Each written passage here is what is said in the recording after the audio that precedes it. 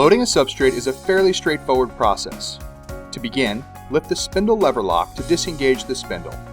Then, remove the spindle from the printer and place it on the loading table. Remove the blue stop at the left end by unlocking it and sliding it to the left. Then, remove the spindle from the loading table. Next, place a roll of media onto the table. Slide the spindle into the roll, pushing it until the stop is aligned and matches the loading table blue position. Replace the blue stop on the other end of the spindle, pushing it toward the end of the roll of media. Lock the stop when it is touching the substrate. Place the roll into the printer by lifting the loading table. On the printer's front panel, press the substrate icon and then the load button. The load configuration screen appears. Now, if desired, some of the parameters can be modified. You can choose the level of SKU acceptance. If the SKU exceeds this number, you will get a warning message. If you check the length tracking box and enter the length of your roll, the printer will track roll use when printing and show you the remaining length. Double-sided printing can also be enabled here. If you want to use the edge holders, check the Use Edge Holders box and follow the on-screen instructions.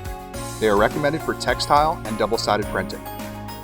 After choosing your configuration, press Continue.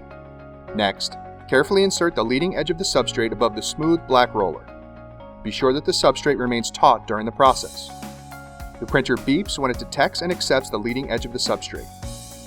At that point, the machine grasps the substrate and feeds it automatically. Select the substrate category that matches the roll that you are using. Then, press Continue. If the Use Edge Holders option was selected in the Load Configuration menu, open the printer's front cover and slide the edge holders into position. Then, close the front cover. The printer checks the substrate and may ask you to correct problems with skew or tension. In the end, the printer indicates that it is ready for printing. If the substrate has been cut after the last print, the printer looks similar to the way it does here. On the printer's front panel, press the substrate icon, then press Unload.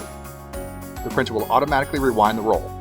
If the length tracking box was checked, the amount of substrate remaining will be displayed on the front panel so you can note it for future reference. Next, lift the spindle lock lever and remove the roll from the printer. To learn more about the HP Latex 300 series printers, please contact your LexJet printer specialist at 800-453-9538.